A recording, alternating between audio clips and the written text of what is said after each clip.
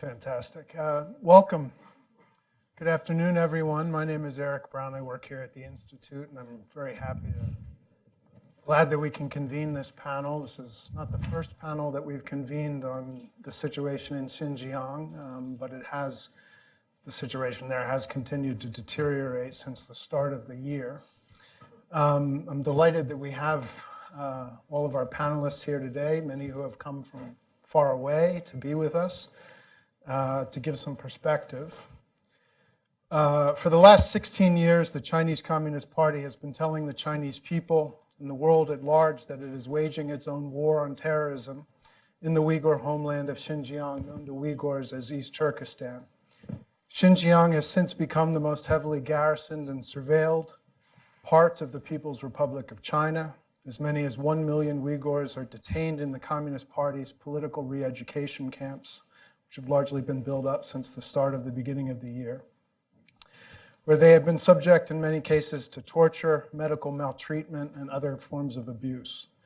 Meanwhile, the stability of the region has become essential for PRC's strategic One Belt, One Road initiative, and the Communist Party has used its influence around the world to stifle criticism of the human rights emergency in Xinjiang that it has created.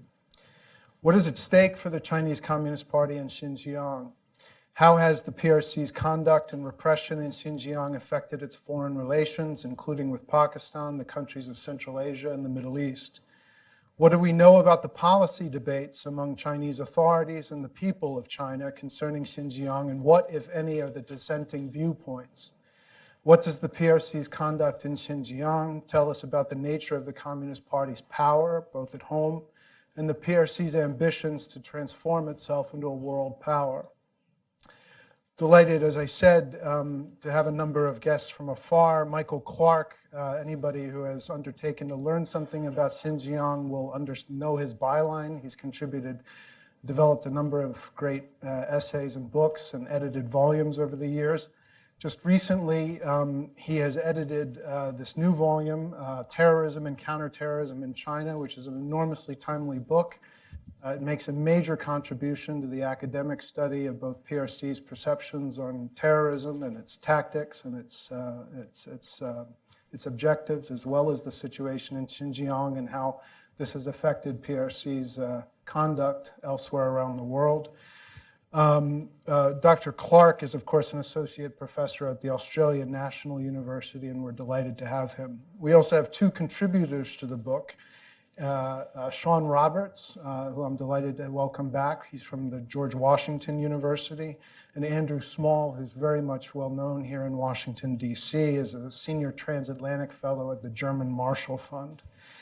I'm also delighted to have back Louisa Greevy, who is currently serving as the Director of External Affairs at the Uyghur Human Rights Project. And Louisa has been studying and working on this issue for many, many years now. And I'm also delighted to have Rushan Abbas, who is a former journalist with Radio Free Asia, founder of the One Voice, One Step initiative, and is a prominent Uyghur American who will help us to understand a little bit of how this crisis in Xinjiang is affecting us here in the United States and Americans here in the United States. So with that, welcome, and we'll begin with Dr. Clark. Thank you. Thanks, Eric, for the very kind introduction and also for hosting the event today. I just wanted to begin by briefly giving the audience an overview regarding the rationale for the new book and the focus and the approaches to it before then dipping briefly into my own contribution to this particular book. So the question that I posed when I initially developed a conference at my home institution at the National Security College at ANU was essentially this question of putting China's approach to terrorism and counterterrorism essentially in comparative perspective. In much of the post 9/11 literature on terrorism and counterterrorism, China was largely absent as a factor or as an actor of analysis.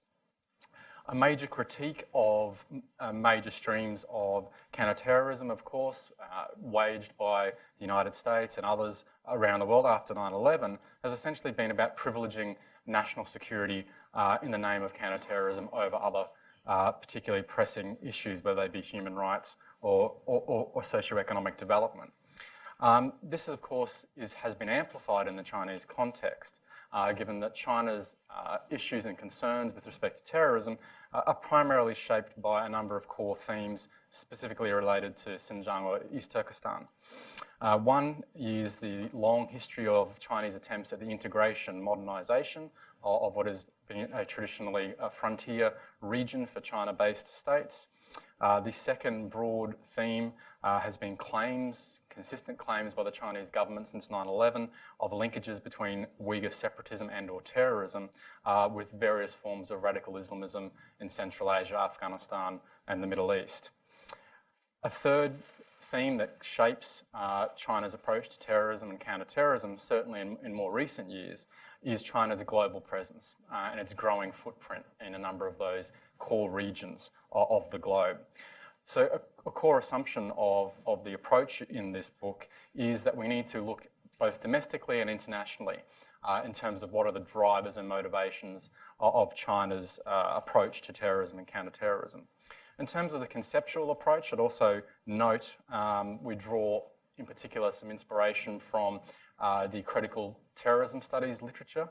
In particular, one particular stream that looks at the need to move away from an actor-based analysis of terrorism towards an action-based one.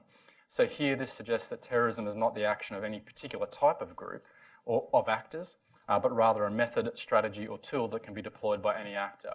And this therefore opens up the space to move ourselves away or beyond the criticism that most terrorism studies literature privileges the state as a legitimate actor in this context. A second core conceptual approach derived from the critical terrorism studies literature is also an interpretivist approach, where we explore the discursive construction of terrorism and how such constructions shape our understandings of the phenomenon itself and those that perpetrate it. This is particularly important as it draws attention to the manner in which discursive constructions of terrorism serve to stifle domestic dissent and opposition and or accentuate, quote unquote, the barbarism of terrorists in order to normalise a recourse to extra legal responses to them.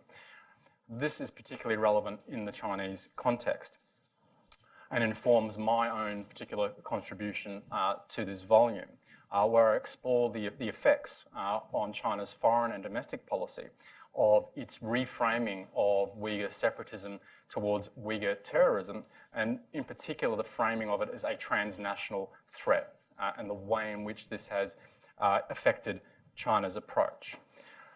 There are a number of phases in this development. In the pre-9/11 period, it's remarkable to note the way in which the Chinese Communist Party and the Chinese state consistently framed episodes of unrest in Xinjiang, for instance, during the 1990s, primarily as a splittist one, i.e. a separatist one, not as a terrorist threat in and of itself. This, of course, is entirely reframed after 9/11, and Sean has written much about this, becomes definitively reframed by the party as Uyghur terrorism after 9/11. So here we have a widespread discourse, consistent discourse, since that point in time that paints episodes of unrest and violence in Xinjiang as the work of extremists with connections to so-called hostile external forces.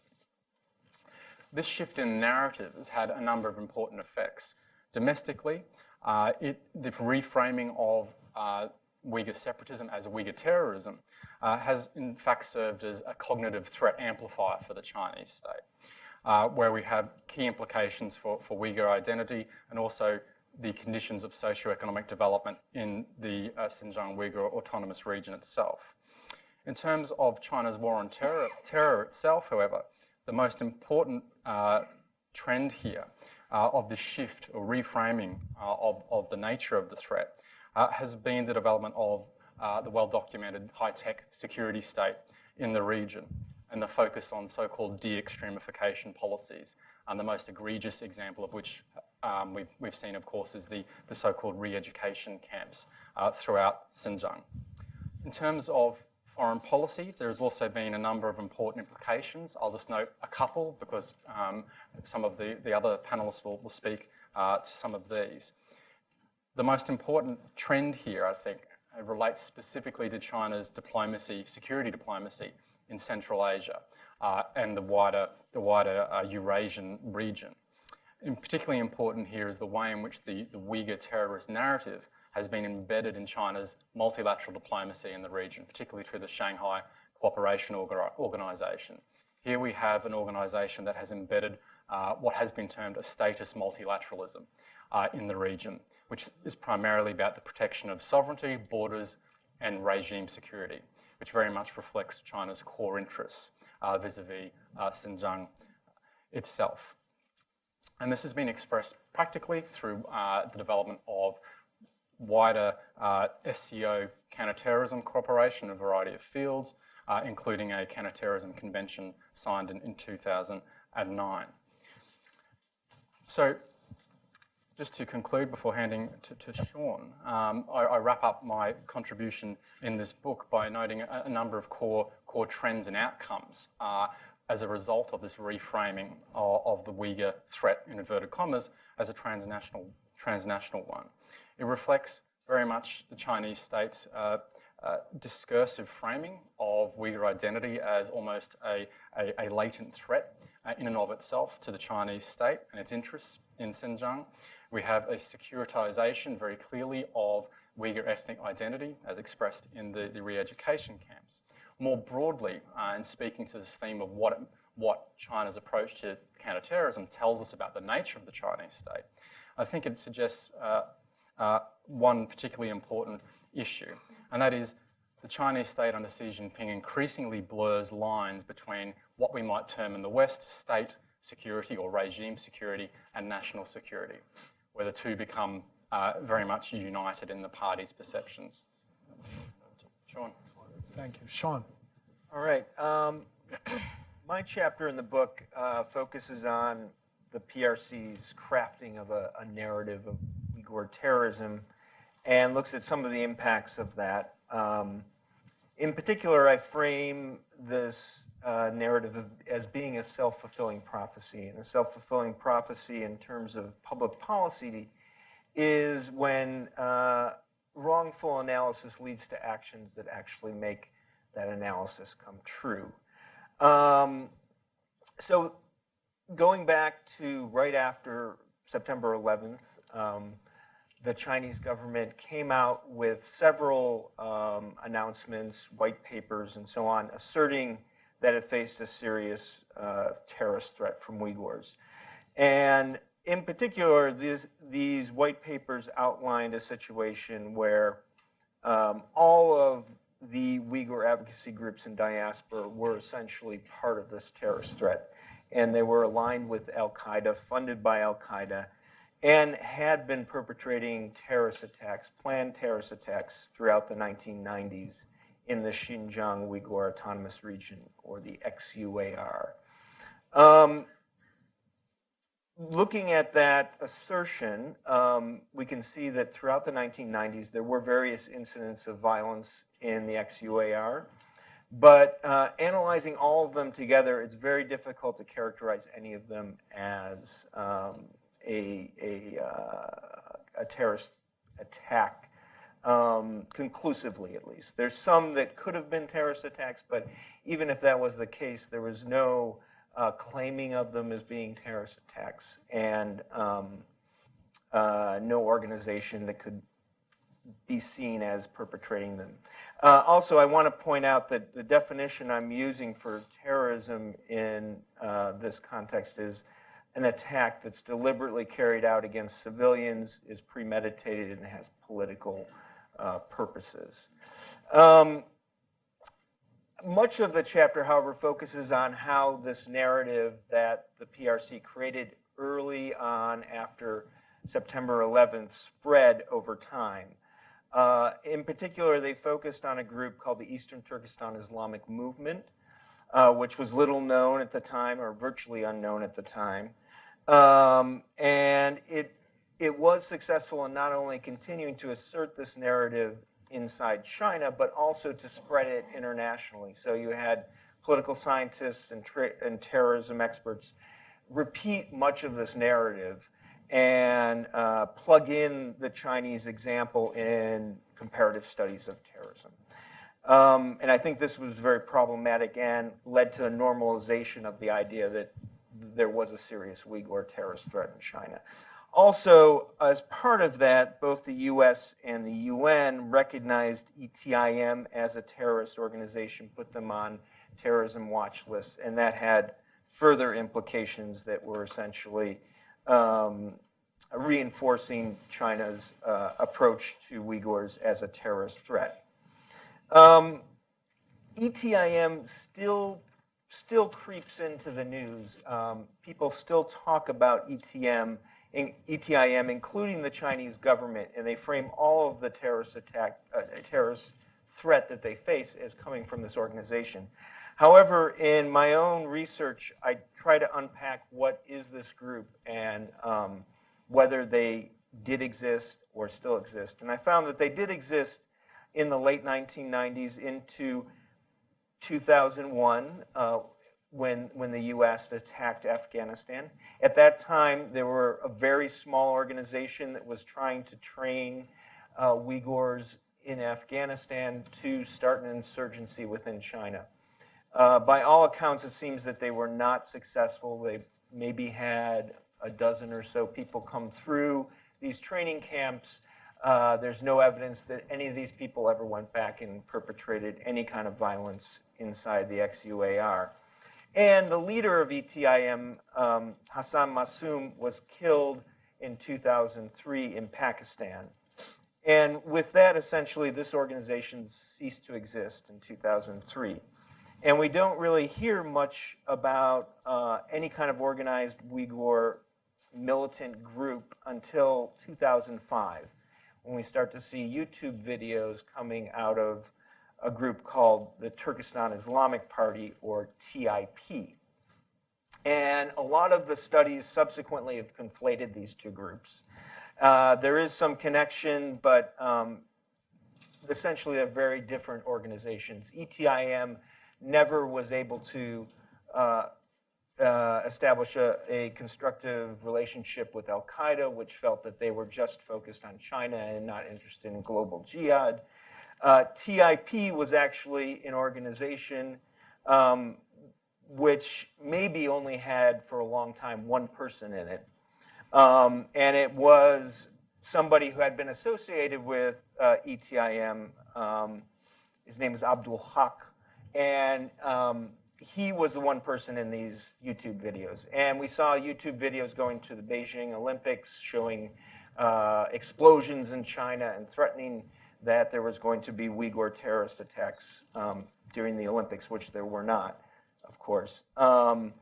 And my analysis, I mean, we don't have a lot of information about this group, but my analysis suggests that it was likely a shell organization connected to Al-Qaeda that was trying to recruit Uyghurs to Al-Qaeda. And that was basically what this organization was through until about 2013. And then in 2013, we find this organization in Syria actually perpetrating violence, not necessarily terrorism, but actually fighting more of a conventional war in Syria. And the group reemerges as an actual army. But the interesting part about that is a lot of the reason that they became a real army is that through the repression related to counterterrorism policies in the XUAR throughout the 2000s, we started to see a mass exodus of Uyghurs out of China, particularly after 2009 and the unrest in Urumqi. And there were human trafficking networks bringing Uyghurs through Southeast Asia. And through that network, there were people who became recruited to TIP in Syria. And most of them were recruited in Turkey, and there's even some question about whether Turkey has facilitated the movement of some of these Uyghurs there, because they're fighting in the same area that Turkish groups are also fighting. So my general point about trying to unpack this narrative is that we see in 2001, there's no viable Uyghur violent insurgency within the XUAR. There is dissent. Surely many Uyghurs have separatist aspirations, but there's no organized insurgency, no organized group that's going to push that within China. By the present day, now you have an actual army of Uyghurs who have been trained. And I've spoke to several of the Uyghurs who fought in Syria and then have come out to Turkey. And they all explain that their whole goal is to be able to fight a war against China. Now, it's very unlikely that they would be able to get back into China, particularly now, given the situation in the XUAR and the tight security. But as Michael pointed out, there's a lot of linkages to what's happening in the XUAR and the Belt and Road Initiative, and China has a lot of interests outside in Central Asia and South Asia, where returning fighters could actually have impact. So that's what I'll say right now. I'd be glad to hear questions, and I encourage everybody to try to get a copy of the book and read the whole argument. Andrew. Right, thanks, Eric, and thanks for the chance to join this panel and the essay collection. So clearly, China's overwhelming focus on counterterrorism remains internal and on Xinjiang itself, but my remarks are going to focus on the foreign policy dimensions of some of what China is up to. The argument that the book chapter makes is basically that China's approach to terrorism has been conditioned by its geography and by its partners. And in the last few years, particularly as a result of the conflict in Syria, we've seen probably the biggest set of changes in that regard since the late 1990s. For the better part of 2 decades, Afghanistan and Pakistan essentially provided the main focal points for China in this regard. The group, debatably known as ETIM, clearly did have camps in Taliban-run Afghanistan, and after the US invasion, Pakistan's federally administered tribal areas provided the base for whatever remnants of the group were there, which subsequently emerged, as Sean talked about, as the Turkestan Islamic Party. And it was in Pakistan and Afghanistan more generally, beyond the TIP-ETIM question, where the most capable transnational groups and militant organizations were largely based. And the big advantage that China had in this regard was the special role played by its closest security partner, Pakistan. And there were a few unstated principles that I think guided Chinese government policy across this period of time through the 2000s, the late 90s. First of all, was that China should make sure that it doesn't become a top-tier target for any of the principal groups operating in the region, whether that's outright terrorist organizations, militant groups, or their sympathizers or supporters, the Taliban, Al-Qaeda, Kashmiri groups, and so on. That China can and should reach deals with these groups over Xinjiang and over their backing to any of the groups that do target China. That China shouldn't take direct action itself against any of these broader groups and should be careful about its positioning and cooperation with anyone that does. And that counterterrorism policy, generally speaking, should be almost entirely Uyghur-focused. The message to almost everyone else was, we don't have to be enemies as long as you leave us alone yourselves and you don't back our enemies. We won't support you, but we'll only do the bare minimum against you. And for the most part, it has to be said that in some important ways, China's approach worked. A deal was reached with the Taliban over the status of ETIM and attacks from Afghan territory. Osama bin Laden's very few statements about China were remarkably conciliatory sounding if you go back and look at them. And TIP, insofar as I would agree operated in an extremely modest way, functioned under incredibly restricted conditions in North Waziristan. And this is partly because the local and global priorities for a number of these other groups didn't include China, and the Uyghur cause itself was often relatively marginal for them. But the other element of this was Pakistan. Across this entire period of time, the state that was at the center of many of the region's militant networks consistently sought to ensure that its all-weather friend, China, did not become a priority target for any of these groups. It used its influence to broker relationships, to dissuade these groups from concerning themselves with China, and it took direct action in a number of cases where necessary, including killing Hassan Massoum in South Waziristan in 2003. Groups operating in the region knew that if they targeted China, they risked becoming a target for Pakistan too. So weakened was ETIM in the early to mid-2000s that at precisely the moment where China was winning these designations at the UN and from the United States, you had very serious questions, as Sean suggested, about whether the group meaningfully existed at all. The numbers, whether it was one or whether it was a little bit more than that, nonetheless, it was extremely small. They were dependent on larger, more capable groups, such as the Islamic Movement of Uzbekistan, and they had very little autonomous space in which to act.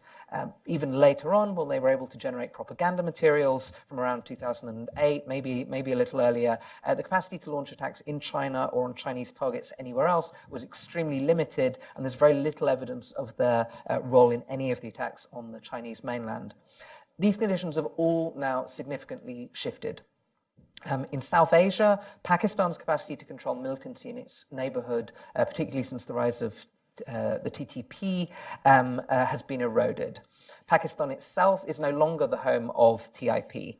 Since the Pakistani Army's Zarb-e-Azab operation, which displaced the small TIP presence in Fatah, it now means that after 15 years of operating in Pakistan, the group's leadership, at least, is now centered, it appears, in Afghanistan again.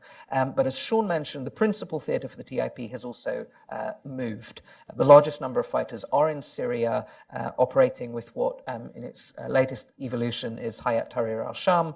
And it's not just the numbers that are important here. We can debate how many people there actually are there. As Sean noted, TIP in Syria has emerged as a more capable and serious group than it ever was in Pakistan. It's been involved in major campaigns, better trained, more sophisticated tactics, more credibility among the wider jihadi network, and so on. And beyond the TIP itself, the rise of Islamic State introduced a major actor to the network of global militant organizations that had fewer qualms than Al-Qaeda historically did about making China an explicit target, producing Uyghur and Mandarin language propaganda material and so on. And although there are more Uyghurs with Nusra Front than with IS, the group's reach poses a different set of problems for Chinese security, exemplified by the fact that it's even attracted a small number of Hui recruits as well. More immediately, there are serious worries in Beijing about returnees to the region, and by the region I largely mean Asia, not necessarily to China itself, and all the more so with the looming showdown in Idlib and the rise of IS in Afghanistan. And the Syria conflict has reconditioned the recruitment pathways. With improvements in security on China's borders in South and Central Asia, the main transit routes for Uyghurs fleeing repression in Xinjiang since 2009 were through Southeast Asia and Turkey, and I think there's little doubt that there was active Turkish government support for that, at least for a period of time. And without going into the Southeast Asian developments, I would note that the Chinese kind of externally focused counterterrorism hands, who used to be primarily focused on Central Asia and South Asia, are now spending substantially more of their time on the Middle East and South Asia too. What does this translate into? Broadly speaking, I think we see more of an understanding on China's part that it has to take on a more direct role on counterterrorism issues, that it can't entirely outsource or hide behind others, and then it has to look at some of the broader conditions in which threats exist, rather than being able to maintain this very narrow focus that it used to have, which is, in other words, a weakening of each of the unstated principles that I mentioned earlier in my remarks. The main Chinese effort in this regard is still going to be political, intelligence, diplomatic. They're having to work much more seriously with a wider array of countries and subnational groups, whether it's Southeast Asian intelligence chiefs on extraditions, attempting to broker reconciliation talks with the Taliban in Afghanistan, dealing with Iraqi tribal leaders on hostage negotiations with ISIS, and a number of other cases that we can go into. In this respect, though, China is in a weaker position. It needs more help than when one largely trusted partner, Pakistan, could handle most of these issues for them. In Afghanistan, I would even note that this now means a more active enthusiasm than was ever the case before about a long-term US military presence for counterterrorism purposes. On the military and security side, the anti-terrorism law has opened the door for Chinese security forces to operate in counterterrorism missions overseas. And since that law was passed, we've already seen armed Chinese patrols in Badakhshan, which were explicitly tied to counterterrorism. And this is also the location where China is financing the construction of an Afghan military base. We also saw what, to me, was an extraordinary debate in China about whether it should be militarily involved in Syria for counterterrorism purposes. And I wouldn't be surprised if the political and logistical circumstances permit it, that we'll see, if we saw a serious overseas Chinese counterterrorism mission at some point. And it's quite clear that the PLA's interest in overseas counterterrorism missions has objectives that go well beyond counterterrorism itself. I also wouldn't be surprised if we saw elements of the Xinjiang AI facial recognition monitoring model encouraged and picked up by various other friendly repressive countries at some point. And with more immediate practical impact, all of these developments have, of course, translated into the drive for greater pressure on overseas Uyghur communities and pressure on extraditions. The final point I'd make, though, is this greater international activism on China's part on counterterrorism shouldn't necessarily be seen as reflecting greater strength on China's part. This is an area where China's capabilities, its networks, its analytical capacity, and so on, are actually very weak. Its vulnerabilities around the world are in lots of respects growing, and it's more reliant on other parties than the parties that couldn't be described as friends or partners in this area than it ever was before. And in the context of the other serious issues that the speakers, who I think we're going to hear from in the next round of remarks, will be raising, I would suggest that this leverage, which I think it is leverage that others have, should be borne in mind when we're collectively figuring out how to deal with China on some of these other serious domestic issues that are taking place in Xinjiang. Thank you. Louisa. Yes, thank you, Eric. Thank you so much for organizing. I'd like to make a couple of points on the turning points in this narrative of terrorism and counterterrorism. I think Michael is exactly right that among the three evil forces that the Chinese state claims to be facing as a security threat, separatism, terrorism, and extremism, in fact, the emphasis has moved very decisively from a strong emphasis on separatism as a threat to terrorism, and actually right now, just in the last year, it's actually an extremism threat more than a terrorism threat. It's a de-extremification campaign and not a counterterrorism campaign. But I do want to problematize a little bit the starting point, which is taking for granted that China's threat used to be separatism, but now we have to watch and carefully parse the government's definition of terrorism, because did it face a separatism threat? If so, it was a thought crime, as Sean points out. So, all three of those terms need to be viewed with equal skepticism without simply assuming there used to be a separatist threat, but then we can say that the terrorism threat was less strong. And secondly, the theme of the securitization of Uyghur ethnic identity. Extremely important point. What is the timeline for that? It's true that, as Sean points out, the government turned on a dime within, I think, it's well laid out in the argument in the book chapter, just about 7 weeks after the 9/11 attack, suddenly the white paper appears connecting a Uyghur threat, however defined, with international radical actors. That has nothing to do with the securitization of Uyghur ethnic identity. In fact, the campaign, of course, predates not only the first occurrence of what Sean would define as arguably the first potentially terrorist attack, which is not until 2014. It also predates this announcement in 2001 after 9/11. I will quote to you the renowned Xinjiang expert Frederick Starr, noting in congressional testimony in 2005, 13 years ago, there has been a sustained strike hard maximum pressure campaign, Yenda, in the XUAR since the late 1990s. And this campaign has been focusing on the Uyghur threat. I'll give you another statistic. In 2006, 18,000 Uyghurs were arrested for so-called security threats. And now we come to the turning point. What is happening now since April 2017 or since August 2014 with the appointment of Xinjiang as the party secretary in Xinjiang?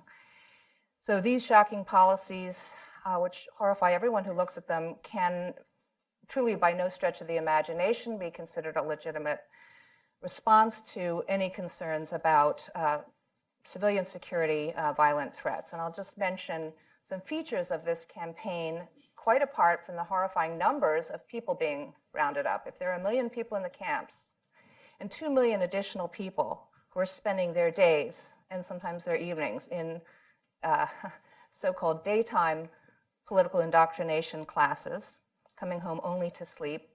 This has been documented by the Chinese Human Rights Defenders Network just in August, based on triangulating a lot of sources.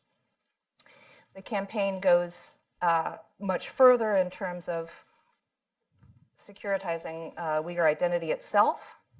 And this goes from language, campaigns going back 14 years and longer to delegitimize the use of the language, to take away the ability of children to speak and even become literate in their own language, with the abolition of the use of Uyghur language, of course, in violation of China's own autonomy laws, first in universities and then starting in 2004, already quite a long time ago, in elementary schools, and then even a push into the nurseries. Basically, from babyhood, children who go to daycare will not hear Uyghur.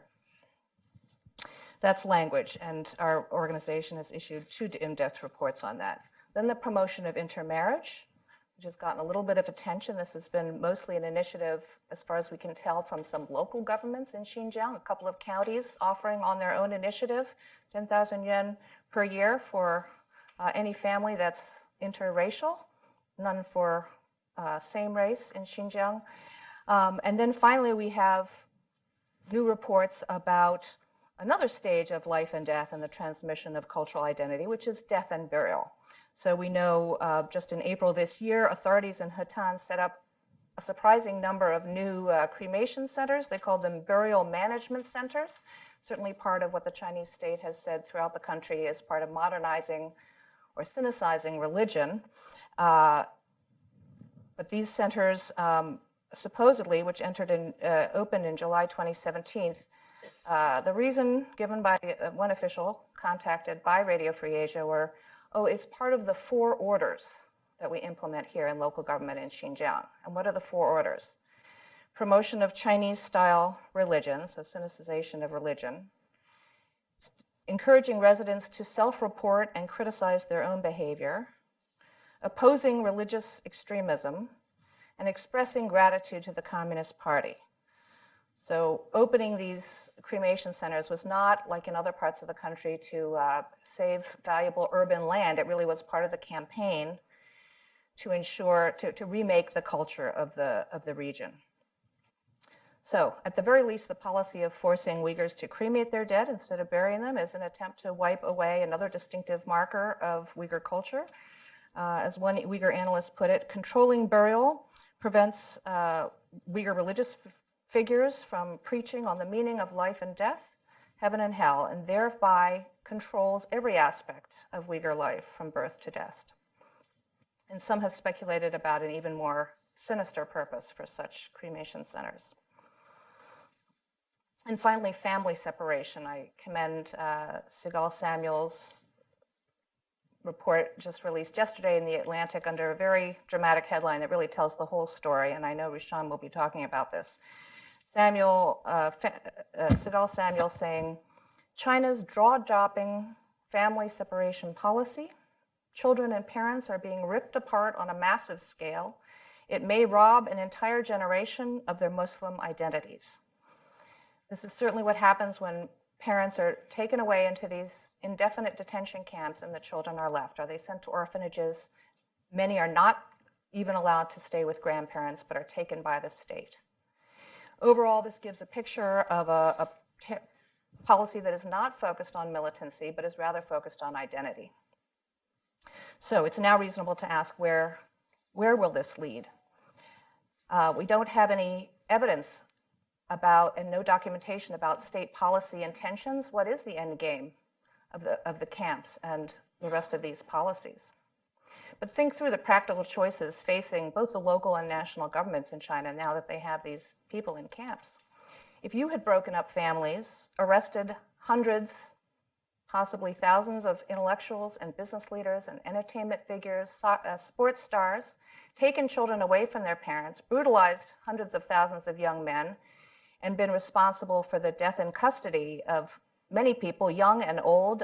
We have friends whose parents have already been known to die in these camps. What happens next? Do you allow them to go back home? Do you release them? However, many of them are, still in health after several years of this punishing political indoctrination campaign, so-called. So if the state was concerned by threats to stability in Xinjiang while building Belt and Road, while being concerned about the resurgence of religious identity and potentially radical identity, if that was the stated concern, what happens now that an entire generation, actually all generations in Xinjiang, now have every single family has been given more profound and more recent reasons for profound grievances against the state? So it's very hard to imagine a scenario under which this government can ever let these people out of these camps. So this is really the next level, Sean, in terms of a self-fulfilling prophecy. It's not whether we have a band of several hundred or hundreds of people who have been training somehow in hopes of some kind of insurgency. Rather, the government's policies have leapfrogged into a direct war upon an entire people.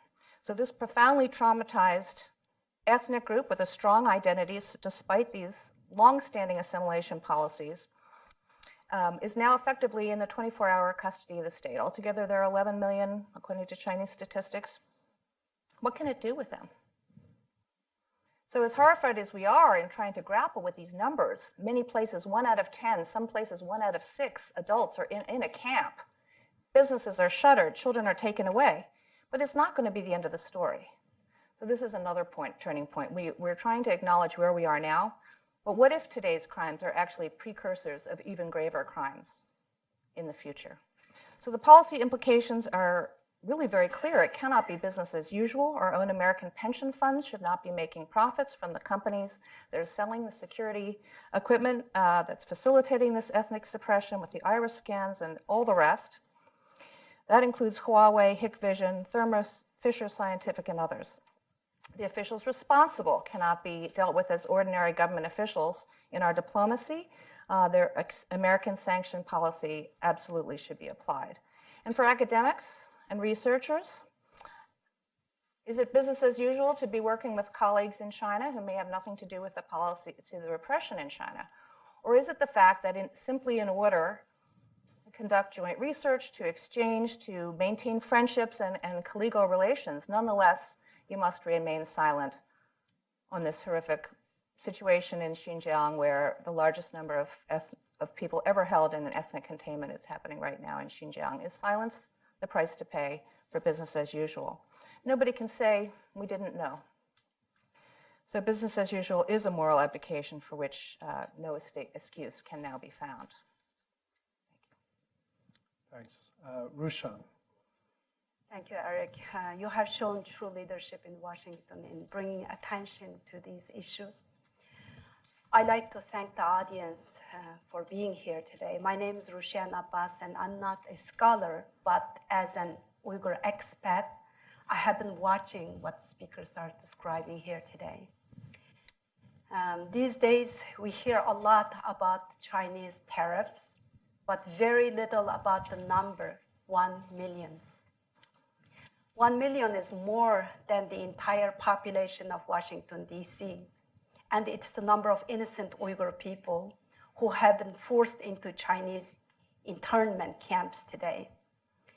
There are over 1 million innocent Uyghur people who are in the concentration camps today. As the US Commission on China stated, this is the largest mass incarceration of an ethnic group in the world today.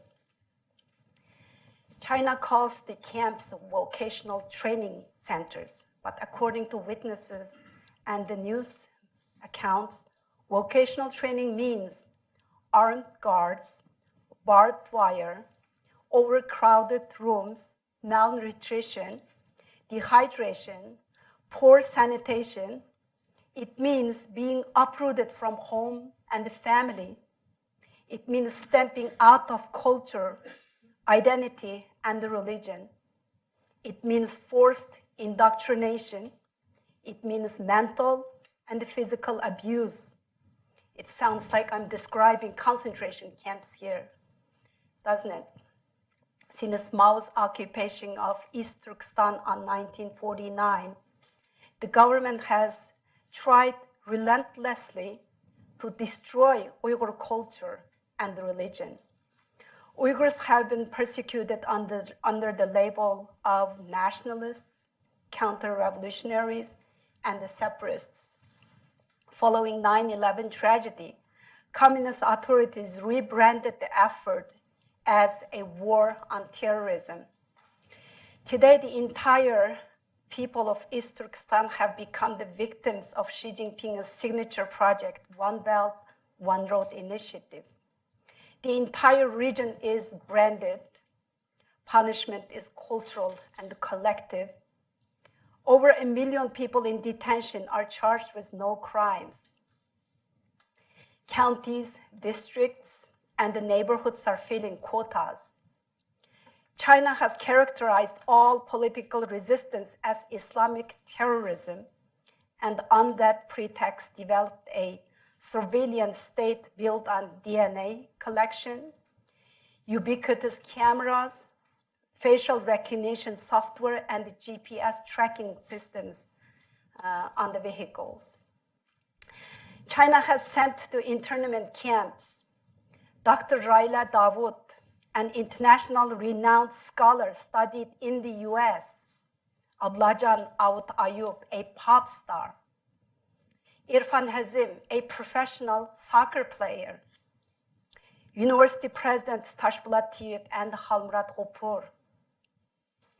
China also sent Muhammad Salah Hajim, a famous scholar who translated Quran from Arabic to Uyghur, and which was done per Chinese government's permission. He was 82 years old and died in the camp. But this isn't happening simply to famous people or the expats. It's happening to my family. My in-laws from Khotan, 69 and 71 years old, farmer and housewife, and the 3 of their daughters, and a daughter-in-law. They're all housewives raising children, and their husbands, all farmers, all disappeared since April 2017. My husband and I have not been able to find whereabouts of my in-laws, the entire family. We fear that they all were taken to those internment camps, and we have no idea where my husband's 14 nieces and the nephews today, aged between 3 to 22 years old. We fear that many of them were sent to orphanages in inner China. We also heard Abdrim Idris, my brother-in-law, was sentenced 20 years in jail. Dilnur Anwar, a mother of 3, came to Istanbul in 2016 with her daughter to study for her master's degree. 2 young children, 5 and 7 years old, they were left with their grandparents in Kashgar. In April 2017, her children were taken from their grandparents. As of today, she doesn't know the whereabouts of her children. Mahmutjan Erkin, a former teacher in East Turkestan, was contacted Chinese police shortly after his arrival in Turkey in 2016. They asked him to spy on the Uyghurs in Turkey and write articles praising the communist state, promised money and a fancy house in Istanbul in return. When he refused, The police threatened to refer him to internet as a terrorist. Is that Interpol? I'm sorry, Interpol. Sorry. When he refused, they threatened to refer him to Interpol as a terrorist. Mamutjan went public to expose this. There are a million stories like this, and more disturbing news reports too. Radio Free Asia reports government is constructing massive crematorias in mostly Uyghur populated areas throughout the region, as Luisha just mentioned earlier. It is a warning sign, but so far, the world isn't watching. We plead to the world leaders, politicians, NGOs, and the civil societies to be one voice against the communist China's cruelty and to take a step together to end this mass atrocity of today's era. Act now before it's too late. Thank you.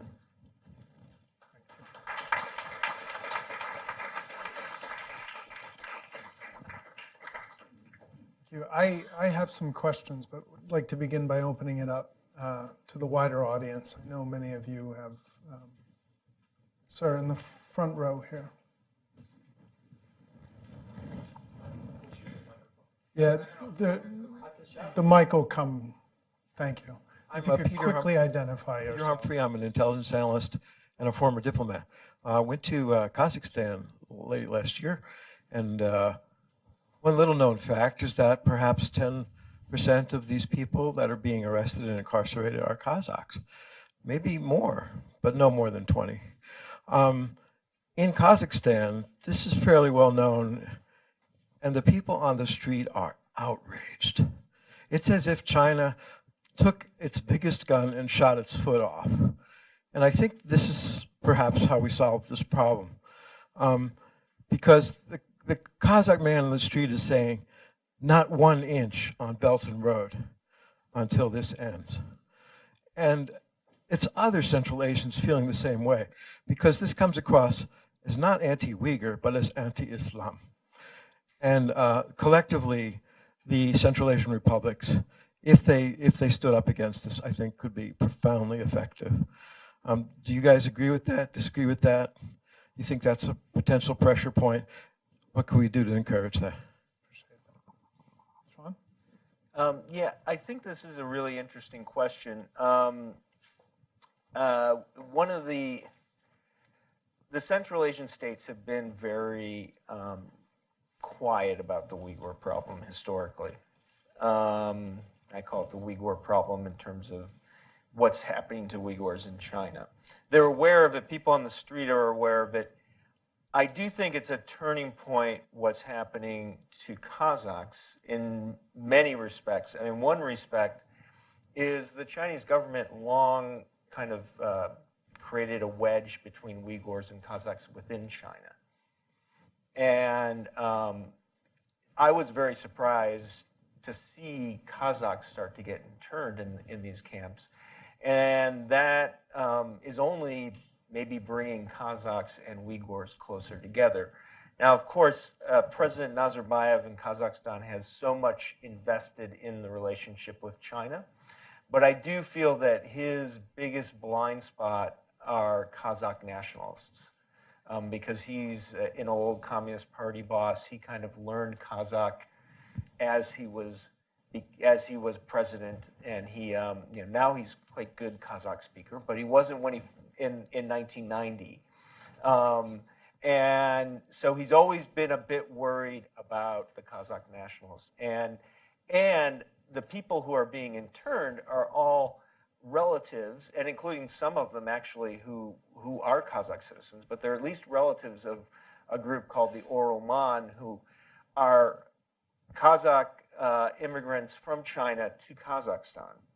And that was an initiative of Nazarbayev early on in the 90s to increase the Kazakh ethnic population of Kazakhstan.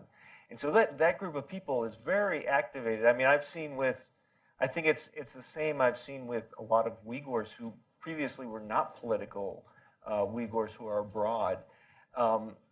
they've told me, for a long time I was trying to be quiet about this. I didn't want to have any ramifications for my families. But now people are saying, well, it doesn't matter. So we might as well be vocal about this. And the Orelman in Kazakhstan have become vocal about it. They have an organization that's trying to spread information about it. And I think that's putting, I think it's a good thing that it's putting Nazarbayev between a rock and a hard place. Now, I'm a little bit less optimistic about whether there's going to be serious pushback, but I hope so. And I think Kazakhstan would be the country that has the leverage. The other ones less so. But Kazakhstan has some serious leverage with China, so they certainly could find ways to push back. One thing that we're seeing is that in a number of countries where populations are beginning to hear about what's happening in Xinjiang is that there is growing frustration and anger and pressure on governments to say something to Beijing. And yet at the same time, the money that BRI is offering to a lot of Belt and Road countries is revealing just how venal a lot of these governments are.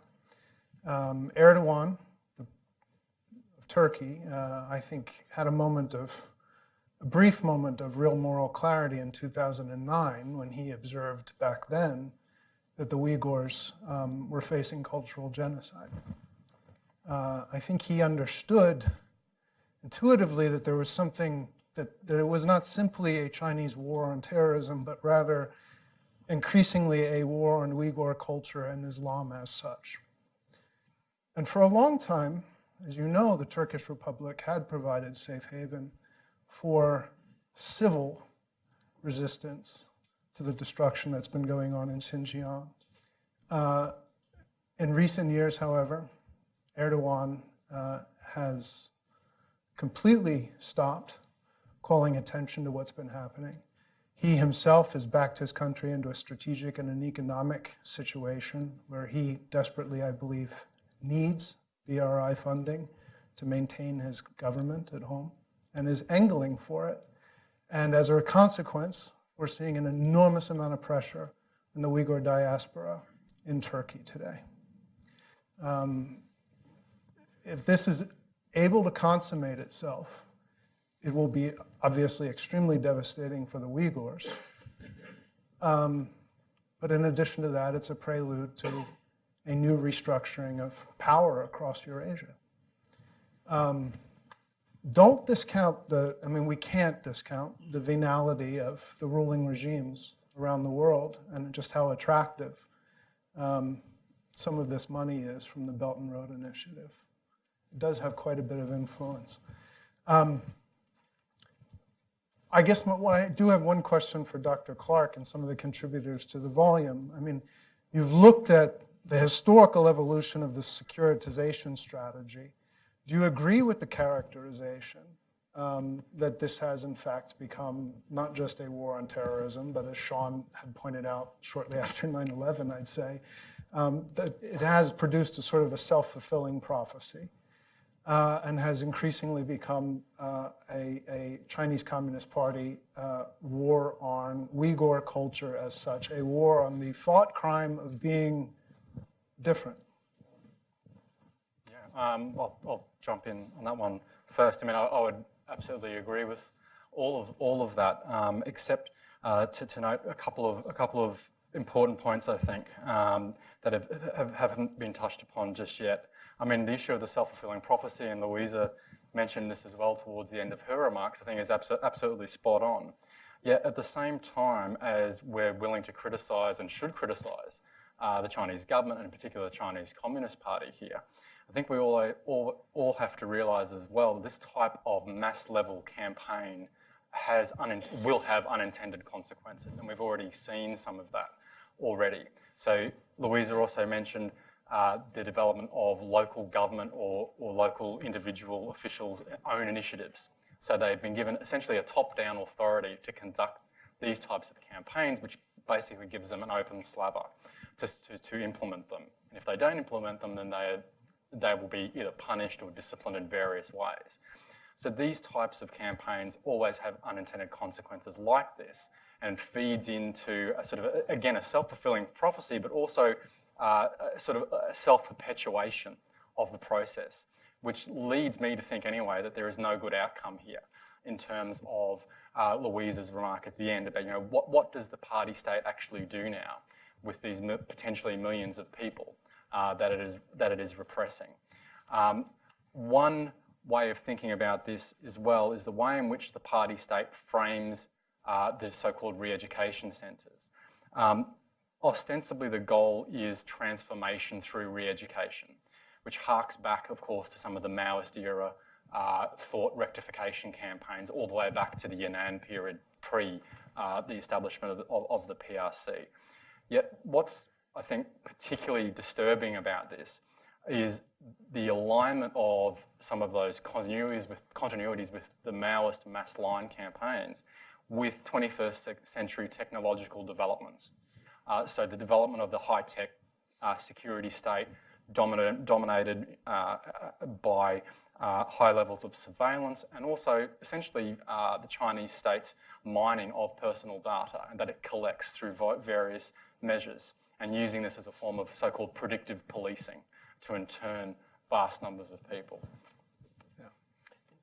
And I would go on to say that, well, I guess I'll make 2 points. One in terms of Islam. I think that what's interesting about what's happening in China is it's reflective of, I think, trends around the world where the war on terror has, in a lot of places, started to look more like a war on Islam. A lot of Muslims early on felt that that was an issue. I think that actually, in many ways, the Bush administration tried to really separate that, and I think also the Obama administration really did. I think to a certain degree, the Trump administration ran on an idea that Islam is part of the problem. We've seen that among a lot of popular pundits, not only in the US, but in Europe. But in China, we're really seeing it play out. So it's been interesting to watch, as I mentioned, that adding Kazakhs to these re-education centers really started to signal an issue about Islam. And we're starting to see it influence, to a certain degree, the Hui population too. And so there's a sense that isn't Islam the problem? And it's certainly evident in the policies that have been undertaken in the last several years in China, where the goal seems to be to strip Uyghurs of religion because they feel that that's at the core of it. The other point I'd like to make about the one thing, adding to Michael's point about the things happening now in Xinjiang looking very much like the Cultural Revolution and previous Maoist campaigns, I think is true. And it also looks a lot like some of the things Stalin implemented in the Soviet Union.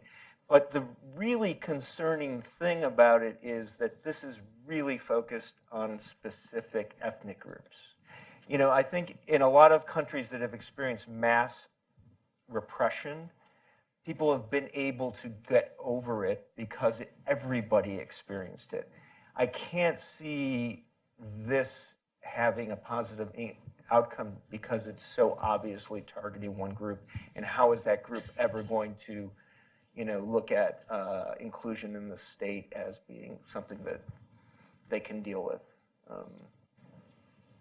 Yeah, I just reinforce that the Hui point as well, because I think that is the interesting additional subcurrent that you've seen in the last few years, and I think particularly since Kunming. I mean, I think you had a conception in China that this was a Xinjiang question and a Uyghur question. I think you've particularly seen since 2014, in addition to all the things that one has to watch in Xinjiang, a view that says some of the techniques and approaches that we had previously essentially restricted to Xinjiang should be applied in other locations as well. And Xiadian, of course, in Yunnan was kind of one of the reference points for this that you've already seen in the last few years. And of course, it's not taking place in the same way way or on the same scale or of in the same nature as what's happening to the Uyghur population in China, but it is morphing into this broader Islam question rather than just an ethnic Uyghur question. And I think this is the other thing to kind of have an additional eye on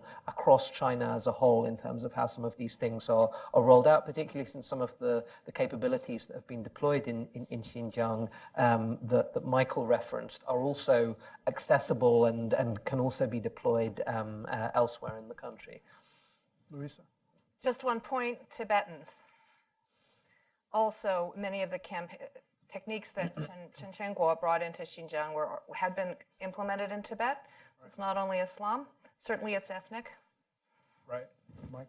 Yeah, just wanted to jump in and add on to Sean's point here in terms of we're thinking about this sort of a real change in terms of how we think about previous mass campaigns and how this relates to previous historical examples of this kind of thing. Is that the real red flag, I think, should be some of the concerning rhetoric by party officials that has leaked out, framing Uyghur identity and religion in particular as a tumour or a pathology to be eradicated. I think this speaks volumes about the intent behind this program. Sir. Michael Davis, and I'm a fellow at the Woodrow Wilson International Center across the street. As Louisa pointed out, the guy in charge of Xinjiang now learned his craft in Tibet. Yeah. That's where he was in charge earlier and was using these kinds of policies. Just wondering if people in the panel here have any thoughts on what does this mean for Tibet? Does it mean there's less pressure on Tibet? They're focusing on Muslims now and Tibetans are less threatening. I know that Sandom Rinpoche, one of the Tibetan leaders, was recently invited to China. And I know there's initiatives by the Tibetan exiles, the so-called 550 initiative, a big meeting that was just held in India about trying to reach out to China. So I'm just wondering, is there any thoughts on the panel about how this connects up with Tibet, which of course has been the other major challenge for China on its border regions? I spoke with some people in India, northern India, not too long ago from the Tibetan exile community, and they clearly stated that pressure has not been alleviated on them in the least. Tibet is also very much a garrison state within the context of the People's Republic of China. And I mean, what they build up there is a police state with real infrastructure and real power behind it.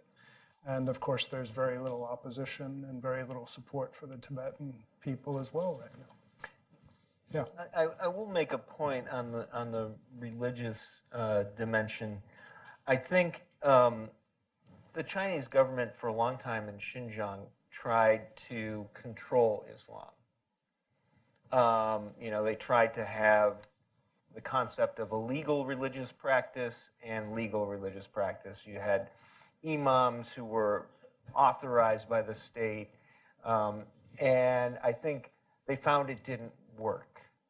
I think the Chinese government still believes that it can control Tibetan Buddhism, particularly as they're thinking about trying to control the succession process for the Dalai Lama.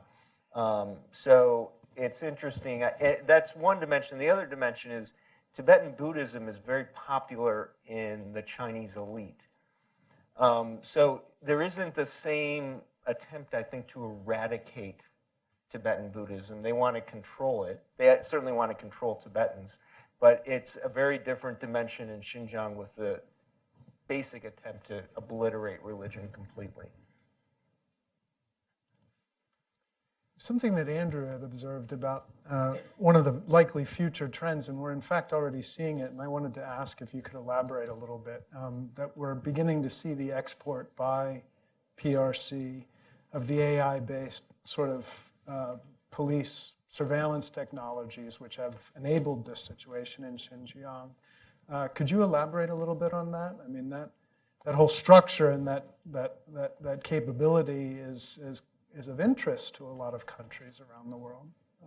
Yeah, I mean, I think you've had some kind of limited cases in which in which this has been applied in practice. I think Zimbabwe is one of the cases. Some of this was being rolled out before in a different way as well, the kind of safe cities and initiative and these sorts of things. But I mean, of course, it's appealing to various governments to have the kind of deployment of capabilities that the Chinese state has. And again, this isn't just restricted to autocracies. I mean, I think this is this kind of surveillance capability. China's was notably ahead of virtually anyone else on facial recognition and some of these sorts of capacities. But when this is also coming along with security partnerships, with financing, with IT infrastructure, with a whole kind of package that is on offer under the auspices of the Digital Silk Road and some of these sorts of things, I think how far it's been rolled out so far, I mean, in some of the instances, of course, the Chinese companies themselves also want access to the data, and part of the additional value on the Chinese side and an additional reason for being proactive about it, aside from the kind of help provided to repressive capacities, is a broader data pool for facial recognition purposes. And so there's a kind of proactive effort to push some of these things out in certain places. But it's certainly something that I would expect to see popping up in more and more in a BRI context, even than we've already seen so far. So just to add on to Andrew's point there, it's not also just the export of the technology, but it's also, I think, potentially the export of the technique or the strategy behind the technology. So Xi Jinping has openly spoken about recently that China should seek to export the system of quote-unquote social management and social credit to the Arab world, for instance. So there's very clear lines here emerging. Yeah. Sir, here in the second row.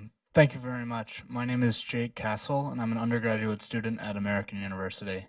And so I know that as the Syrian government continues its advance in Syria, more of the families of militants of Chinese descent are being captured by refugee organizations or by the Syrian government.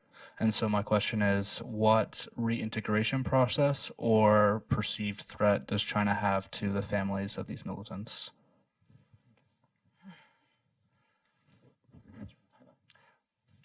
Yeah, if you have Sure. I mean, I think it's what's happened globally when the U.S. captured several people that they thought might be terrorists who were Uyghurs in Afghanistan, or actually in Pakistan, shortly after 2001. And then once they realized they weren't a threat, they didn't want to send them back to China because their fate in China would be very dire indeed. And so they found other places to send them. Now, the Syrian government, they are less likely to worry about that. I imagine the Syrian government would send them back to China. Refugee organizations, however, I don't know what they might do. I mean, Turkey is where a lot of the former fighters from Syria have returned. They may send them back there as well. But I imagine there'll be a big push from the Chinese government to have them sent back to China. Cannot.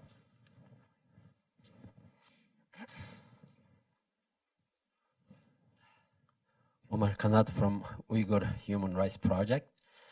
Thank you very much. So I have a question for Michael. So you used the term of Uyghur terrorism in your book and also in your statement today. It's not unjust to use this term because of some isolated incidents, you know, in East Turkestan, and it's not very clear whether they were really terrorist attacks or not, because your term gave an impression to the people that there is a widespread terrorist activities in East Turkestan, and in reality there is not.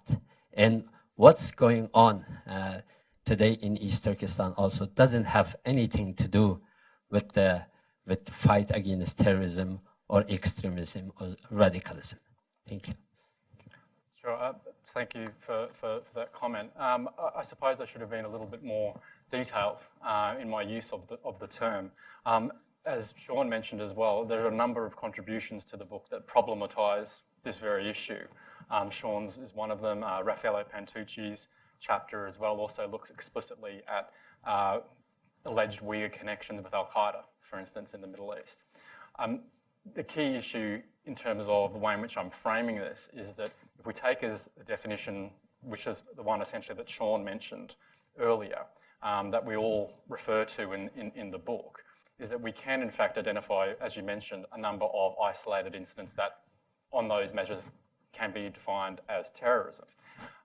You are also correct to suggest that there is no real pattern or evidence to suggest that these are the result of a organisation residing outside of China, such as the so-called East Turkestan Islamic Movement or the TIP in Syria, for instance. So hopefully, if you get a chance to read the book, you'll see that we are much more nuanced in our approach to this issue. Thank you. Sir, in the front row. Thank you. My name is Arnold Zeidlin. I've been teaching in China. Perhaps Ms. Abbas could discuss efforts by the Chinese government to reach out to the Uyghur community abroad. Since the situation really deteriorated in early of 2016, 2017, they have been reaching out to the Uyghurs in all over the world. The Chinese government has been reaching out to the people in the diaspora. The ones in Turkey are becoming more imminent to threats, like the two examples I give. They call them up and they ask if they can work for them, like the second example I gave. And if they refuse, there are threats about the consequences for their family members back home. And also, they make the family members call them. Like the first example I gave, Miss Dilnur Anwar, her 7-year-old daughter called, texted her actually, saying that she must return within 2 days, otherwise the family will face consequences. Because she knew what happened with the returnees from Turkey and Egypt. The students were taken back, and then they disappeared. We don't have any information about their whereabouts. So she decided not to return, and then as a consequence, the kids were taken away from their grandparents. Then recently, they are reaching out to the people in US, Canada, and also in Europe, Australia, all over the world, asking them to give their IDs, personal IDs, and the car license plates, bank accounts, and also they are using family members back home as a threat. So people in diaspora, the Uyghur people, are living in very despair and the stress, depression. So they are reaching out to this far, actually. Even here in the United States. Miss, in the back row. My name is Ajna Sarawalti, and I'm an Uyghur American. And I'd like to ask a question that I think is on the minds of most Uyghurs abroad and in the homeland. I think Louisa brought it up earlier. What next? Is there any hope in sight? Do you think that we'll likely see any sort of international intervention into the situation? You painted a very bleak picture today. It seems like everything is going downhill. So I just want to know, is there any hope in sight for the Uyghur people in their homelands and those worrying about their loved ones abroad? We've had some clarity recently from the U.S. Congress, as you know. There's been the Magnitsky Act, discussion of applying that to a number of people involved, although if you ask me, that needs to be escalated. There are clearly many people responsible for what's going on in Xinjiang, not only in Urumqi, but also in Beijing. Much greater clarity from the United States on this, I think, will possibly help other countries find their own voice on this issue. But I'm curious what our panelists think. Luisa, in particular. Yes, I mean, there are two stages to this. One question is simply rescue. Of course, we know through very persistent international media coverage that, in fact, some Uyghurs abroad are being punished by having their passports canceled. So they become unable to maintain their visa status when they are abroad.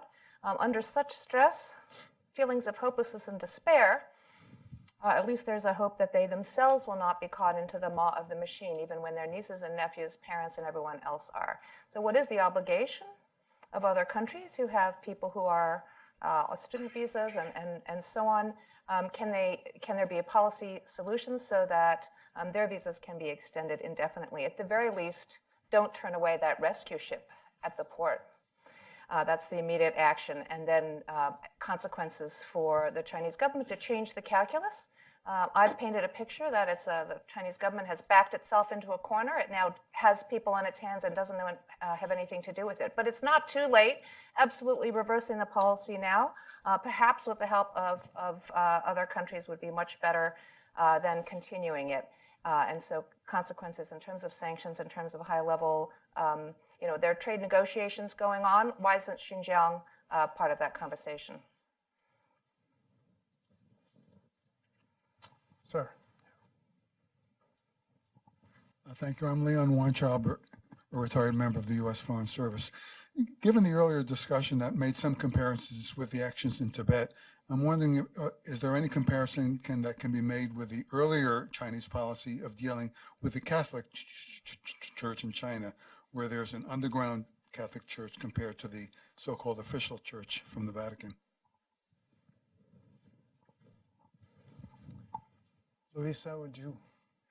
Yes, this dual policy applies to all religions in China. So for a long time, let's say in the post-Mao era, the idea was you can believe in religion if you belong to an approved church and you're not an official, and that was honored in the breach, but that has been tightened up under Xi Jinping. So at least for the last 6 years, it has become much more well understood and enforced that if you are a party official, which means, of course, 100 million people, you must uphold the atheist ideals of your party.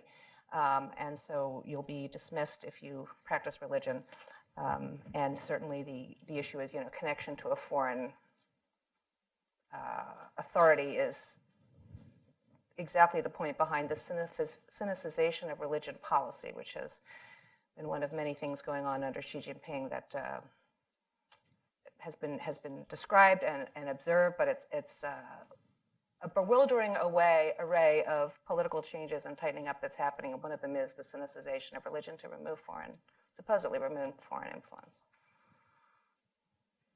Thank you.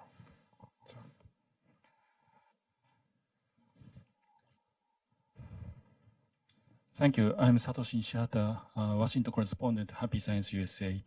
My questions are a bit similar of former one, but a week ago, Marco Rubio and Christopher Smith urged the Trump administration to swiftly impose a sanction on Chinese officials regarding this issue. So I have been wondering, so what kind of role the government of the United States and other countries, including especially Japan, the democratic country in Asia, can do for the resolution. So if you have any thought, I would appreciate it. Thank you. I mean, as I mentioned earlier, the Magnitsky Act provides one instrument. A lot of what is happening in Xinjiang is being enabled by the lack of any sort of pushback from the wider, from other countries. So more leadership, particularly from Tokyo, certainly from the United States, from New Delhi would be extremely useful, I think, and appreciated. American and Japanese technology has largely enabled the police state in Xinjiang and elsewhere. There's something that the democracies of the greater Asia Pacific need to do to focus on making sure that we control and don't export these technologies to a country like the People's Republic of China going forward. I mean, there's a lot of policy work that can be done on that front, but Sean. I feel that in many ways, the issue is serious enough, and very few countries have enough leverage over China on their own, that this really has to be something that a group of countries really push at the UN. We've seen. The question is whether there's serious leadership from some of the larger, stronger countries, whether you would see some of the Muslim countries also support at least independent investigations about what's happening in these camps, and hopefully force a closure of them. I hate to depend on the UN. It's a difficult route, but I think it's a serious enough issue that really has to be brought up to that level. Yeah, PRC should be asked to defend its egregious behavior in the United Nations at the bare minimum. Ma'am, we have time for a final question. Thank you. I just wonder if anyone has looked at parallels between the treatment of the Uyghurs and the treatment of Aboriginal peoples in many Western countries. Yeah, I mean, Australia has a well-known history of this, unfortunately. And when Louisa was talking about the issue of separation of parents from children, that immediately brought down to mind. I jotted straight down the stolen generation in Australia. So this refers to a group of Indigenous Aboriginal peoples who were taken away from their family and fostered out either to various orphanages run by religious orders and so on and so forth, from really the late 19th century onwards. And that's taken nearly 50 to 60 years for the Australian government to recognise that those events took place. And there was our former Prime Minister, Kevin Rudd, issued a national apology to Indigenous people in 2008. So it's not like we don't know the effects of these kinds of policies. So again, it's cycling back to this issue of what can be done. I think Senator Rubio should be congratulated for pushing this forward and showing leadership on this. What needs to happen now, though, is friends and allies of the United States need to chime in as well. And again, my own government has been, I think, silent on this issue for far too long.